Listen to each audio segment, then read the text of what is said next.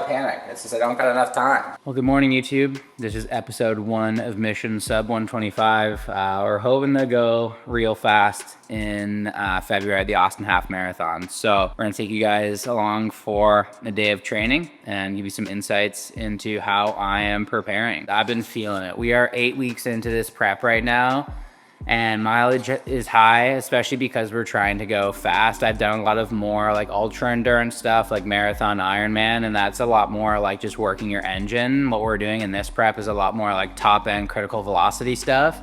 And as a big dude, I'm not built like a runner. I'm definitely feeling it. And that in conjunction with just the shift work, I think the accumulative just like sympathetic stress is starting to compound a little. My sleep is affected. I can tell on my watch that my HRV is also low. HRV stands for heart rate variability. Usually if you have less heart rate variability, it's an indication that you have more like sympathetic or fight or flight tone.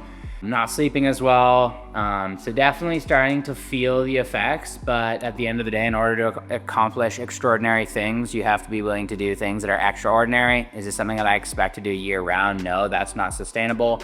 But for the moment now, in order to accomplish a lofty goal, it is part of the game. We have a tempo workout for today. We're rolling 300s. If I remember correctly, I think it's a 4K warm up followed by 10 by 300 at 345 minute per kilometer pace, followed by 300 meters at like 445, I believe.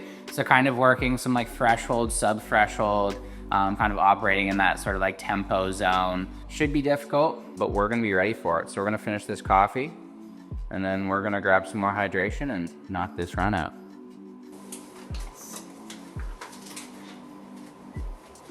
This is my own little transparent lab supplement shop. So we're gonna show you guys what we are going in with pre-run.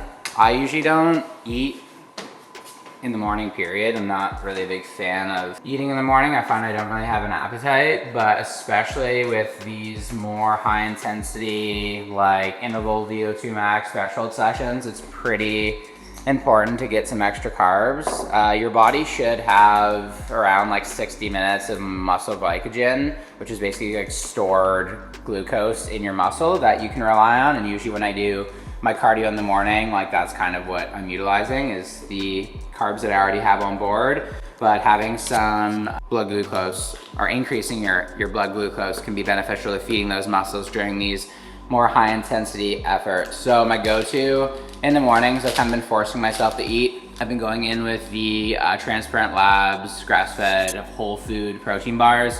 These things are absolute gas. I had a coworker of mine give me a Costco protein bar at work the other day and nearly spit it out. Once you start to eat real food, you really start to realize like how much garbage is in some other foods. So this has 22 grams of carbs, a little bit of protein, which is always good.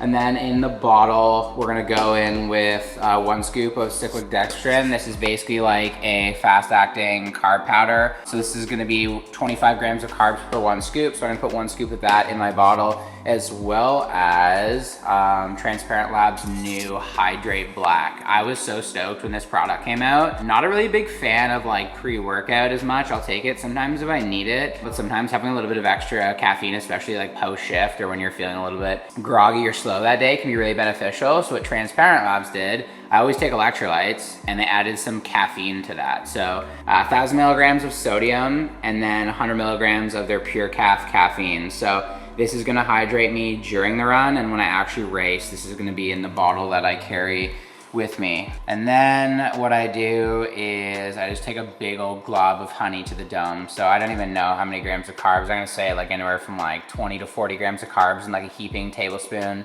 of honey. This is actually like local honey that my captain at work brings us in. Good old Beaver Valley Gold. These sessions, these like difficult, I think it's 13K of total volume. These sessions are like really stressful. Like I dread these workouts because they're really hard. I said this about my 20K workout that I did on the weekend. It's like I was dreading it for days and days and days, and I did it and I felt super accomplished. And I was asking my audience, and I wanna ask you guys, of like, ask yourself, when's the last time that you did something really difficult? people who lack motivation, direction, and discipline wonder why, and then you ask them that question, they're like, oh, like I haven't done anything for like 5 to 7 years. And you can kind of see how if you're not working towards a common goal or trying to push yourself outside of your comfort zone, it becomes really easy to get complacent. If you're doing things like this, and the reason why I do, you know, efforts and events like this is because it truly is about the journey and not the destination. If I can go through my week and have like several days where I'm doing things that generally scare me, but I do them anyways, you can see how that builds character traits and discipline that's gonna bleed into every other aspect of your life. So that is my rant on why doing hard shit is so important. So I'm gonna finish this and we're gonna rip this thing off like a Band-Aid, get in the gym and bang out this run.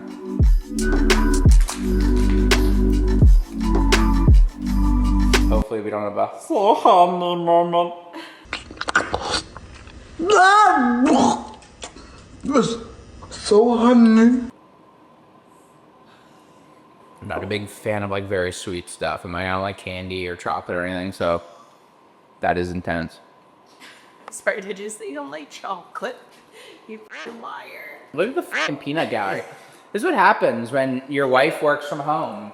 Shout out Toronto Fire Celtic Society Memorial Ride. We did a ride this year, support the Cane Fallen Firefighters Association, rode 600K from, I'm sliding on the floor here, rode 600K from Hamilton to Ottawa, and they gave us these really sweet bibs and these awesome socks. This is actually an illustration of the statue that is at the memorial. That was a hell of an experience, I can't wait to do again this year. And that's the thing about the fire service is like, there's so much to do outside of the confines of the four walls of the hall. And like the brotherhood and sisterhood doesn't end there. And that's one of the big things I realized, especially talking to a lot of the clients that we work with. Culture is very different department to department. And if like the culture in your department isn't maybe where you want it, or maybe it's a little bit toxic, just know that there's a lot of good in the fire service, like outside of just your department. And if you seek out those pockets of people, there's endless opportunity. And like, this is an example of that. So I'm gonna stop delaying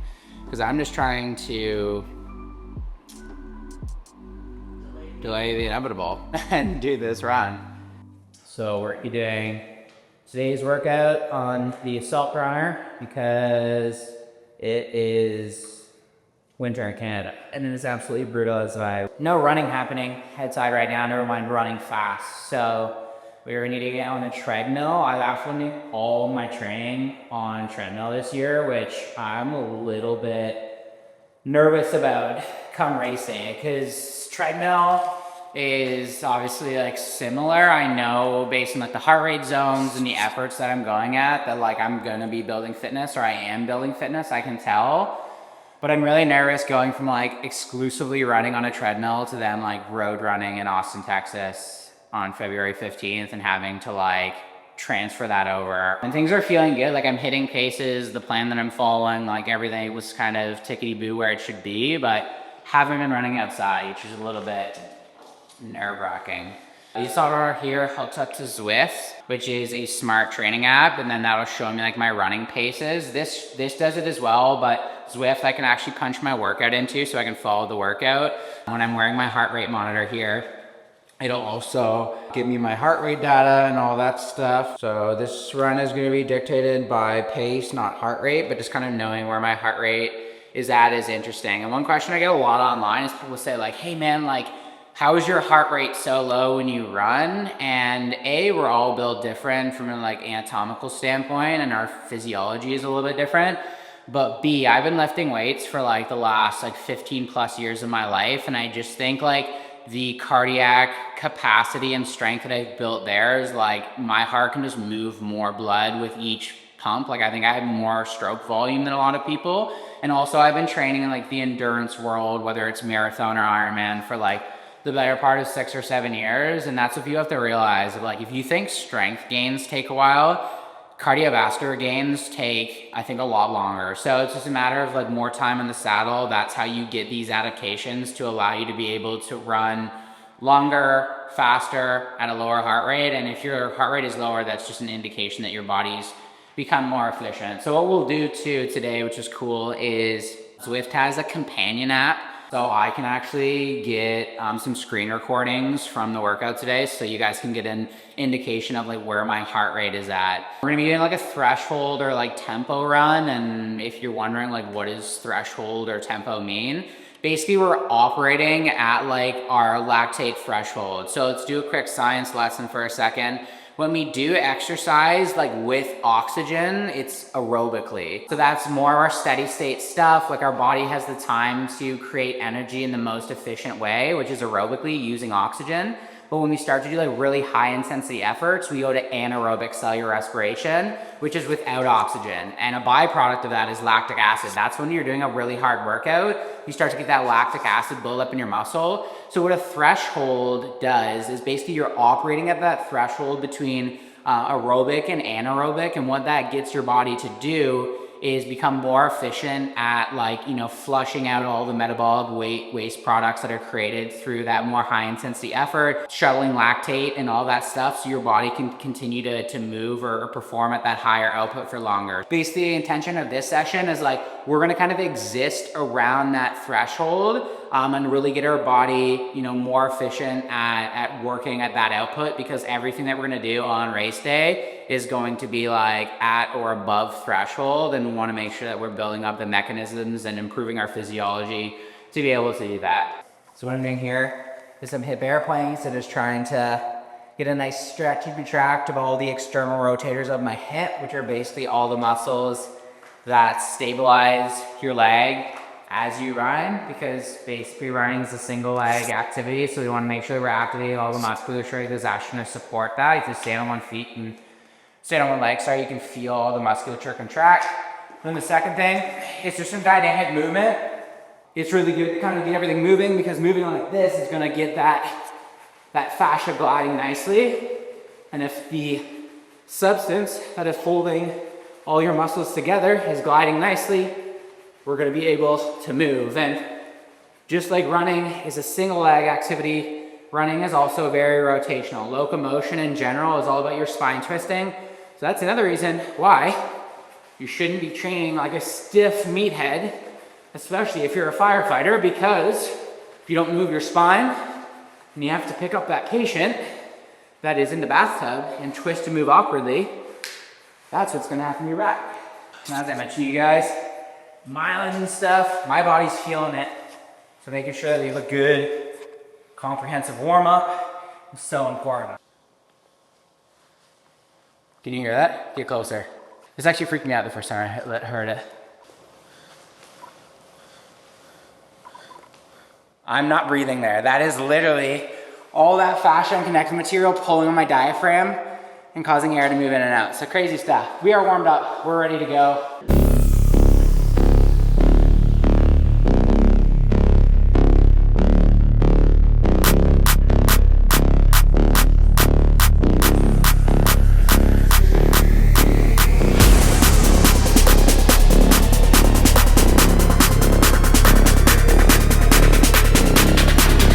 You guys are wondering why this Rift setup is nice too. Rift pace for a treadmill is just completely based on like vertical oscillation, how much you're bouncing up and down, and arm swing. Like that's how it's determining your pace. And I find, especially if you've gotten more efficient as a runner, it's completely off, because efficiency is all about like covering as much distance with as little effort as possible instead of running like a madman. So the paces for me are about like 30 seconds per minute per kilometer off, where this is literally the treadmill speed. It's what's being sent here. So that way I'm not like having to pump my arms faster in order to get the right pacing. It's actually how much distance and how much turnover I'm having with my legs. So 4K almost done for the warm up. Body's ready, muscles are warmed, nervous system is primed, and then we're gonna get into the intervals. And as you guys can see, when we're warming up, we're trying to keep things in that conversational zone 2 pace where we're able to speak in full sentences. But once we get into those intervals, you best believe there's no way that I'm gonna be speaking in full sentences. And like I said, we'll throw some of the heart rate data On screen, I'm lucky if I get my heart rate over $165 with these intervals. Here we go. So the reps are 300 meters at 3:45, followed by 300 meters at 4:45.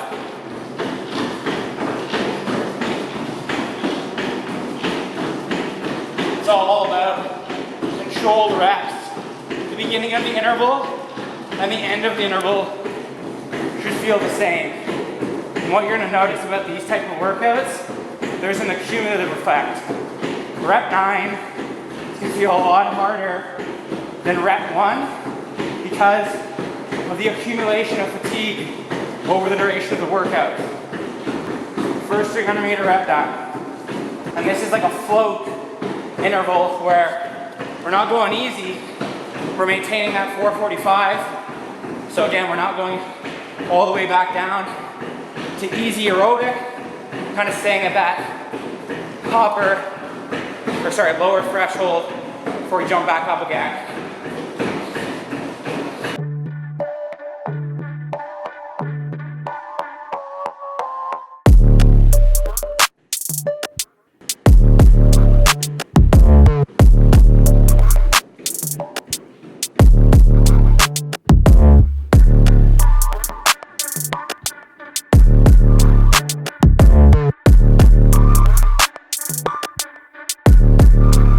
You guys, there was a time not too long ago, maybe four-ish years ago, I couldn't run a sub 25 minute 5K.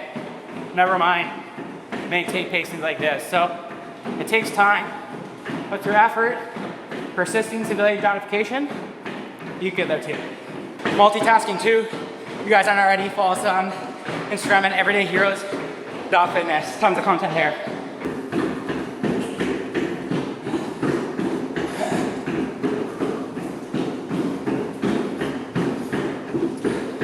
We've officially entered the pain cave. You guys want to talk about the epitome of first responder fitness? It might not be me, but basic cardio at this, the useful strength is completely unmatched. Hybrid training is firefighter training.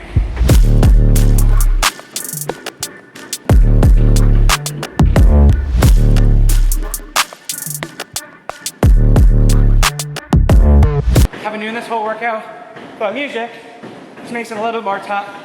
So to this last 2 reps, I'm gonna play my song. We all have that song. So Alexa, play it Till I Collapse by Aaron. Watch that. Look up when this comes on, baby. Okay, they still up in that beta stage. This should go and wake them up. 200 for a saving grace. I feel I wasn't paid enough. Predicting what I complain about when Ollie catch a major buzz. Hundreds too freshly pressed. Watch out for the paper cuts. The dude working, the tour coming. I'm poured up. The new burden is getting room service in foreign tongue. Boarding a Bombardier to fly to where I'm born from. And when I land a bad influencers swarm us. Minute 30, rest, and I'm going to show you guys why cardio is non-negotiable for firefighters. You see 152 beats a minute right now. I'm going to put this on screen. We're going to screen record right now, so watch it drop. Minute 30 rest, and this is why cardio is so important. It's not about your ability to perform, it's about your ability to recover. As we mentioned, everything we do on the fire ground is accumulative. Stretch the line, taxing. Force the door, taxing. Complete a search, tasking. Perform a search, clear a room, exit a window, taxing. But it's followed by brief, intermittent rest periods. So it's your ability to recover and prepare for the next effort that is the most important. And people that have a good engine will recover very, very fast. So we're about 30 seconds into this rest interval. Let's see what happens after 1 minute and 30 and where my heart rate is. Remember, 152. See what we're sitting at right now. 140. And again, the more we do hard shit, the more we seek discomfort and put ourselves in these compromised situations, we get better at tolerating stress. One of the main indicators of anxiety and that panic that you feel with your mask on is because you can't regulate CO2. We have chemotaxic drive as human beings, meaning the CO2 in our blood is what tells us to breathe. If you're not in shape and that builds, that's why you feel panicked. But if you're constantly exposing yourself to these compromised situations where there's a bunch of CO2 in your blood, you get better at managing that. And if you're better at managing that, you're gonna be a much more effective, efficient, and reliable firefighter. 134. We got about 30 seconds left.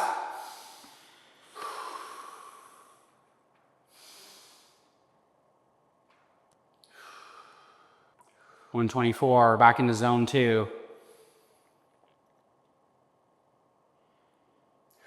Let's see if we can get below 120 before we start. And keep in mind, that was a big effort, and there's this thing called hypercompensation where all the systems in my body are trying to make up or catch up with that big effort and kind of flush away those metabolic products that we talked about. So it's gonna be pretty hard to get it below $120. But that's an indication of if you can bring that heart rate back down, and if you train intervals like this, that is going to train your system to be better at that. Although my heart rate's still around $120, I feel fresh as a daisy. I'm ready to perform. Cognitively, I'm locked in. I can take a task, I can take an order, I can perform a job, I can think critically. And that's the thing we always have to remember. This isn't just about fitness and nutrition, guys. It's about split-second decision-making, cognitive clarity, being able to be empathetic and sympathetic, you know, when we can. And the only way we're able to do that is to get out of our survival brain when we're super revved up and get more into that prefrontal cortex, that thinking logical brain, and that's why that's really important. So we're gonna finish up this round. Like I said, 13 kilometers of total volume. So we're gonna back up, give a 3K to go. We'll see you there. Perfect, even foam. So that's pretty much it, you guys. What we're gonna do for the rest of the day today is just prioritize recovery, make sure that we fuel correctly, replenish all that glycogen, glucose that we use in that session, get some protein to make sure that we're able to recover effectively and rebuild those muscles and get that adaptation that we're looking for. And then at the very end of the day, to wind things down, we're gonna do a little bit of contrast, which is a great way of feeling better, reducing that DOMS or delayed muscle onset soreness. And this is something that I've implemented in my sort of training recovery protocol and has been an absolute cheat code. So I'm going to stretch.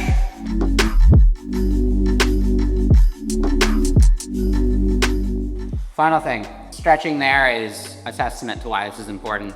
A lot of people come to me with back pain. And as we talked about in the warm-up part of this video that I was ranting of, a lot of people just stop moving. We're told and sold this propaganda that like twisting your back is bad. So people move through life like robots. I used to have really bad recurring episodes of back pain. Running cured that. And again, the reason is you can understand how the movement just gets everything moving and flowing the way it should be, instead of moving around like the world like I used to do as a stiff bodybuilder.